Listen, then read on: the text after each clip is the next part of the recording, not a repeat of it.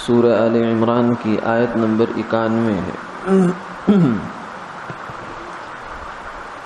اعوذ باللہ من الشیطان الرجیم،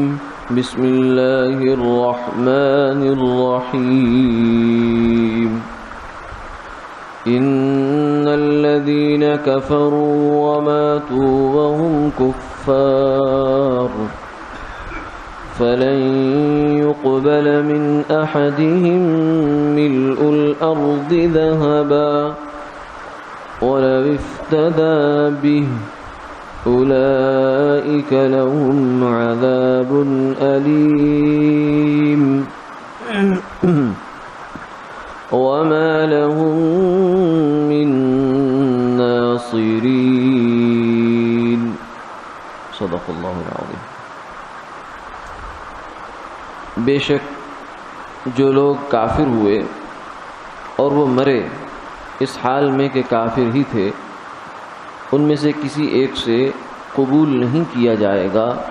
زمین بھر سونا، چاہے وہ اس کو فدیے کے طور پر دے۔ یہ لوگ ایسے ہیں کہ ان کے لیے دردناک عذاب ہے اور ان کے لیے کوئی مددگار اور حامی نہیں ہے۔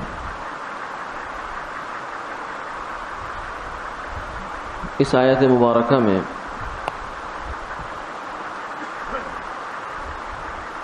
دو باتیں قابل غور ہیں اور قابل ذکر ہیں۔ ایک تو پہلی بات یہ ہے کہ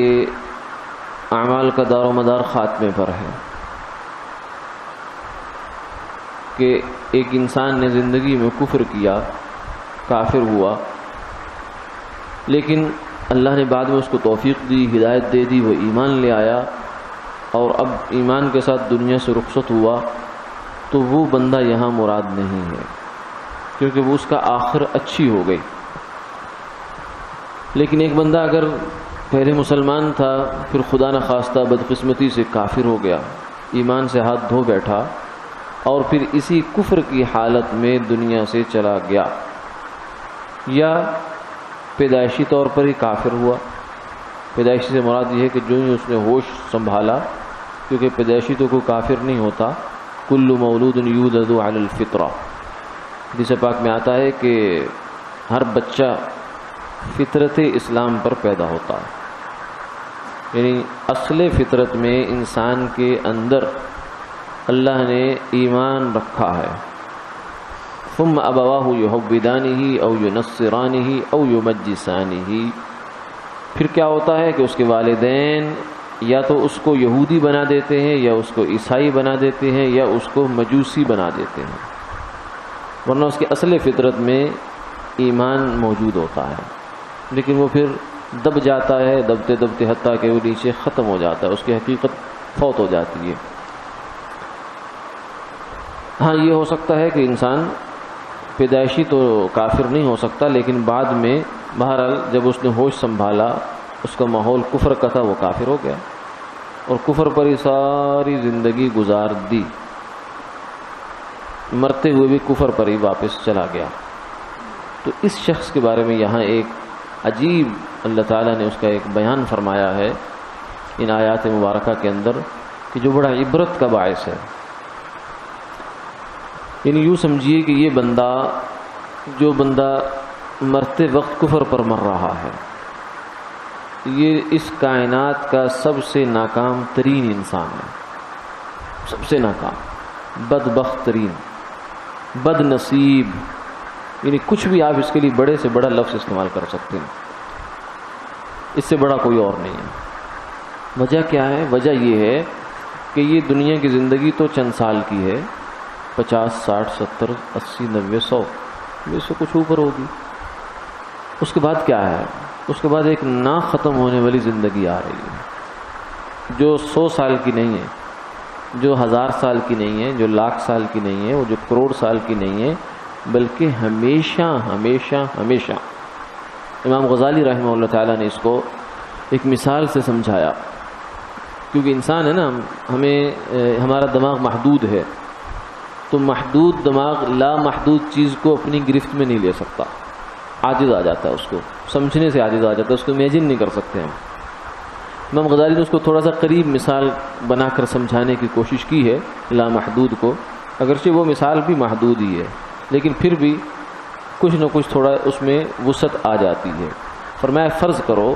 کہ یہ جو زمین اور آسمان کے درمیان کا خلا ہے یہ رائی کے دانوں سے بھر دیا جائے۔ رائی کا دانہ سب سے چھوٹا دانہ ہوتا ہے، ذرہ، اس سے بھر دیا جائے اور ایک پرندہ 1000 سال کے بعد آئے اور اس میں سے ایک دانہ اٹھا کر لے جائے۔ ایک دانہ، 2 دانہ، کتنے سال لگ جائیں گے، اربوں خربوں، اور اس سے بھی آگے جتنا آپ کی گنتی ہے وہ سب ختم ہو جائے گی۔ تو پھر فرمایا کہ ایک وقت ایسا آئے گا کہ یہ رائی کے دانے ختم ہو جائیں گے لیکن آخرت کی زندگی ختم نہیں ہوگی، کیونکہ لامحدود ہے، ابدا خالدین فیہا ابدا۔ جہاں اللہ نے جنت کا تذکرہ کیا وہاں بھی یہ فرمایا کہ جو جنتی جنت میں جائیں گے وہ ہمیشہ ہمیشہ ہمیشہ کے لیے جائیں گے، اور جو جہنمی جہنم میں جائیں گے وہ بھی ہمیشہ ہمیشہ ہمیشہ کے لیے جائیں گے۔ اس لیے فرمایا کہ وہ جو بندہ اس دنیا سے رخصت جا رہا ہے کفر کی حالت میں، اس سے بڑا بدبخت کوئی نہیں، بد نصیب کوئی انسان نہیں۔ اس پر جتنا افسوس کیا جائے کم ہے، اس پر جتنا جو ہے وہ حسرت کی جائے کم ہے کہ یہ کتنی بڑی خسارہ لے کے جا رہا ہے۔ آج اگر کسی کو سزا موت ہو جاتی ہے، عمر قید ہو جاتی ہے تو بہت افسوس ہوتا ہے کہ بیچاری کی جوانی گزر جائے گی اور جو ہے وہ اتنا ساری اس کا جنازہ جیل سے نکلے گا، بہت افسوس کی بات ہے۔ لیکن جہنم جس کے لیے فیصلہ ہوگی ہمیشہ ہمیشہ کے لیے، یہ تو اس کے مقابلے میں کچھ بھی نہیں ہے۔ تو یہ شخص جو ہے یہ فرمایا کہ ناکام ترین انسان ہے اس کائنات کا، اور قیامت والے دن جب اس کا جہنم کا فیصلہ ہوگا، جب اس کو نظر آ جائے گا کہ یہ کچھ ہو رہا ہے میرے ساتھ، تو اس وقت اس انسان کو اتنا افسوس ہوگا کہ یہ اپنا ہاتھ چبا جائے گا۔ جیسے آدمی کو جب افسوس ہوتا ہے نا، یا کوئی گہری اس کو سوچ آتی ہے تو آدمی انگلی منہ میں لے لیتا ہے، تو شدت افسوس میں، شدت حسرت میں یہ اپنے ہاتھ چبائے گا، پورا ہاتھ یہاں تک چبا جائے گا۔ یعنی افسوس کی انتہا ہے، ہم اس کو تصور نہیں کر سکتے کہ کس قدر وہ بیچارہ اس وقت جو ہے پریشانی کا شکار ہوگا۔ اور اس وقت بندہ یہ کہے گا، یہ کافر یہ تمنا کرے گا کہ کاش روئے زمین بھری جائے سونے سے۔ یعنی سونا دیکھیں نا، ایک لپ بھی ہے، ایک اللہ نے قیمتی دھات بنائی ہے، ایک لپ بھی ہو، مٹھی ہو تو اس کے اندر بہت سا آ جاتا ہے۔ اگر پوری جو ہے وہ 2 مٹھیاں ہو جائیں تو اور زیادہ ہے، جو دامن بھر دیں اور زیادہ ہے، تھیلا بھر دیں اور زیادہ ہے، ایک گھر بھر دیں، محلہ بھر دیں، پورا جو ہے شہر بھر دیں، پھر اس کے بعد پورا ملک بھر دیں، اور پھر پوری روئے زمین بھر دیں سونے سے، تو کس قدر ہوگا حساب نہیں لگا سکتا انسان۔ اور یہ چاہے گا کہ یہ میرے سے لے لیا جائے اور جہنم سے مجھے خلاصی دے دی جائے، یہ چاہے گا، لیکن لن یقبل، یہ اس سے قبول نہیں کیا جائے گا۔ حدیث پاک میں آتا ہے، حضرت انس رضی اللہ تعالی عنہ سے مروی ہے، صحیح بخاری و مسلم کی روایت ہے، فرماتے ہیں کہ اللہ تعالیٰ قیامت والے دن کافر سے فرمائیں گے کہ اگر تیرے پاس پوری زمین بھر کر مال ہو تو کیا تو اپنی جان چھڑانے کے لیے دے دے گا؟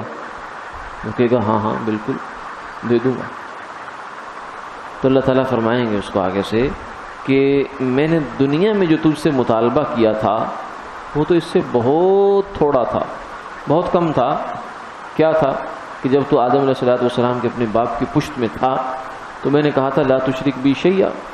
میرے ساتھ کسی کو شریک نہ کرنا، کفر نہ کرنا، ایمان پہ رہنا، ایمان پہ ثابت قدم رہنا، ایمان پہ مرنا اور جینا۔ تو یہ تو بہت تھوڑا مطالبہ تھا، زمین بھر سونا یہ تو بہت بڑی اماؤنٹ ہے، لیکن میں نے تو اسے مطالبہ کیا تھا ایمان کے ایک بول کا، اس بول پہ تیرا کتنا خرچ ہوتا تھا؟ نہ تیرا پیسہ خرچ ہو سکتا تھا، نہ تیری کوئی زیادہ صلاحیتیں اس پر خرچ ہوتی تھی۔ ایمان لانے میں دیری کتنی لگتی ہے؟ آدمی بس اللہ کی جانب متوجہ ہو اور کہے اشہد ان لا الہ الا اللہ وان محمدا عبدہ ورسولہ، کہ میں گواہی دیتا ہوں اللہ کے سوا کوئی معبود نہیں اور محمد صلی اللہ علیہ وسلم اس کے رسول اور پیغمبر ہیں، تو اس میں وقت ہی کتنا لگتا ہے، 1 سیکنڈ 2 سیکنڈ 5 سیکنڈ لگتے ہیں اور کوئی خرچہ نہیں ہے اس پر۔ فرمایا کہ میں نے تجھ سے اردت منک اہون من ھذا، دنیا کی زندگی میں نے تجھ سے اس سے بہت تھوڑی چیز کا مطالبہ کیا تھا، لیکن اس وقت تو نے یہ کام نہیں کیا، تو آج پھر جو میرا وعدہ ہے وہ بھی سچا ہے۔ ان اللہ لا یخلف المیعاد، اللہ نے جو وعدہ کر رکھا ہے فرمایا کہ اس کے خلاف نہیں کریں گے، یعنی اس کا وعدہ ہے کہ جو بندہ کفر کی حالت میں دنیا سے چلا گیا اسے اس کی بخشش نہیں ہے، باقی تو بخشش ہو سکتی ہے۔ مسلمان گناہ گار ہے، ایمان کی حالت میں چلا گیا،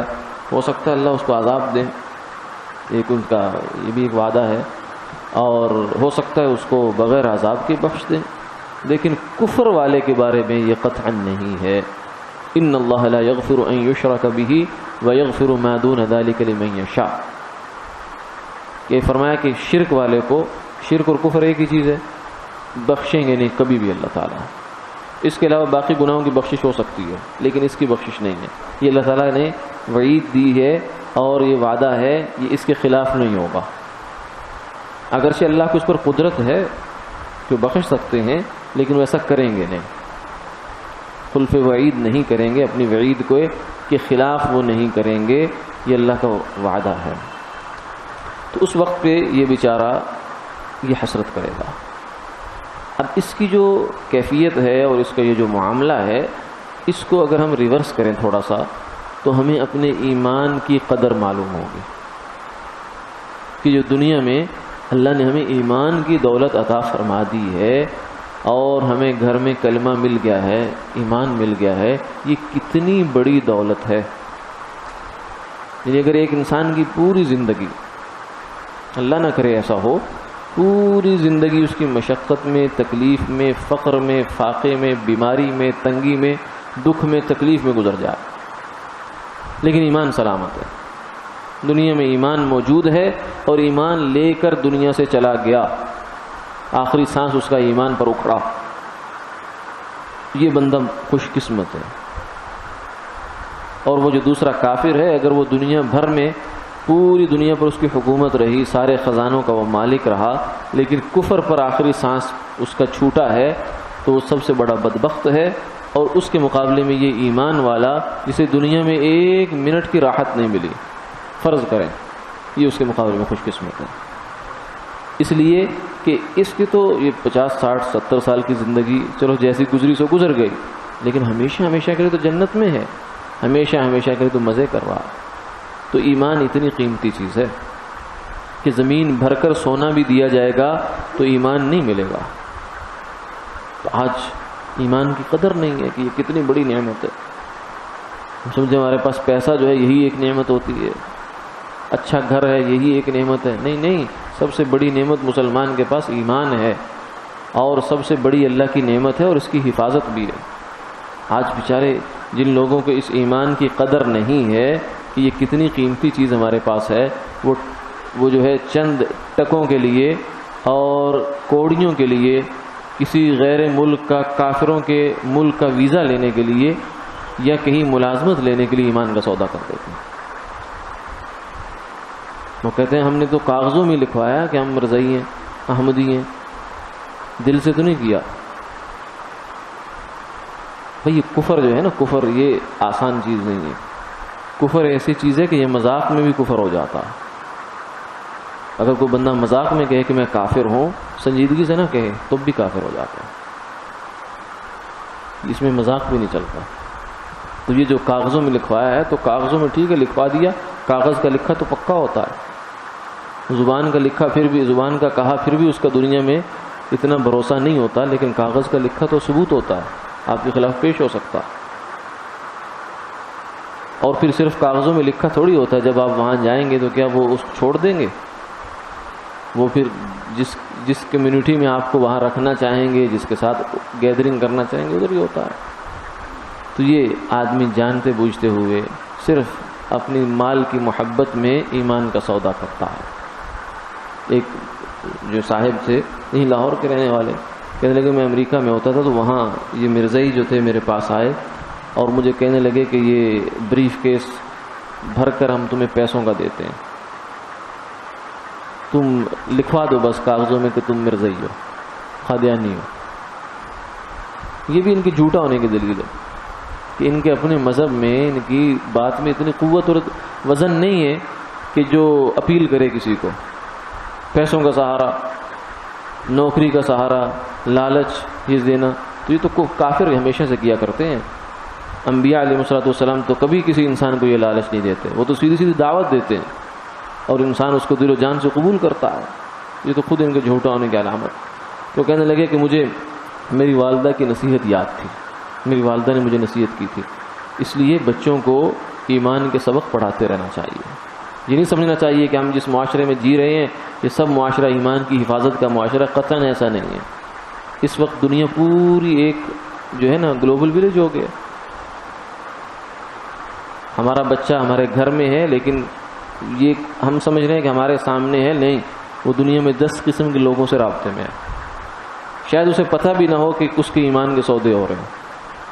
اس کو کس طریقے سے اس کے ایمان کو لوٹا جا رہا ہو۔ تو اس لیے ایمان کی فکر رکھنی چاہیے۔ جیسے بچوں کی صحت کی ہم فکر کرتے ہیں، بچے کا رنگ پیلا پڑ رہا ہے، اس کو جسم جو ہے وہ کمزور پڑ رہا ہے تو ہمیں فکر لگ جاتی ہے، ہونی چاہیے، صحت کی بھی فکر ہونی چاہیے، لیکن اس سے بڑی فکر ایمان کی فکر ہے۔ تو وہ فرماتے ہیں کہ میری والدہ نے مجھے نصیحت کی تھی کہ اے میرے بیٹے، تجھے ہفت تقلیم یعنی دنیا کی، پوری دنیا کی اگر تجھے دولت بادشاہت مل جائے تو پھر بھی گنبد خضرا سے اپنا رشتہ نہیں توڑنا، کیونکہ حضور صلی اللہ علیہ وسلم، مسلمان چاہے جتنا گناہ گار کیوں نہ ہو، جتنا سے جتنا گناہ گار کیوں نہ ہو، لیکن اس کے پاس اپنی نجات کی امید اور اول و آخر جو سہارا ہے وہ حضور صلی اللہ علیہ وسلم کی محبت، آپ کی ختم نبوت اور آپ کی شفاعت کا سہارا ہے۔ اور یہ شفاعت ایمان پر ملے گی۔ جس کا حضور سے تعلق نہیں ہے، ایمان اس نے لایا نہیں ہے، ایمان لا کے چھوڑ دیا، تو اسے شفاعت کہاں سے ملے گی؟ شفاعت کے لیے تو ایمان شرط ہے۔ تو اس لیے فرمانے لگے میں نے ان کی ٹھوکر کو، ان کی آفر کو ٹھکرا دیا، لات ماری اس پر کہ مجھے نہیں یہ دنیا چاہیے، کیونکہ آج میں پیسہ لے لوں اور ابھی میرا سانس اسرائیل میرے انتظار میں کھڑا ہو تو کس کام آئے گا میرا پیسہ؟ جو میرے لیے عذاب اور وبال جان بن جائے گا۔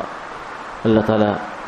ہمیں ایمان کی قدر کرنے کی توفیق عطا فرمائے، اور جو لوگ ایمان کی بے قدری کرتے ہیں اللہ انہیں بھی سمجھ عطا فرمائے۔ آج الحمدللہ ہمارا تیسرا پارہ اللہ کے فضل و کرم سے مکمل ہو گیا۔ اللہ تعالیٰ سے دعا ہے کہ اس کو اپنی بارگاہ میں قبول فرمائیں، اور آگے آنے والا جو حصہ قرآن پاک کا ہے اسے بھی ہمارے لیے آسان اور سہولت والا بنائیں۔ آمین آمین یا رب العالمین۔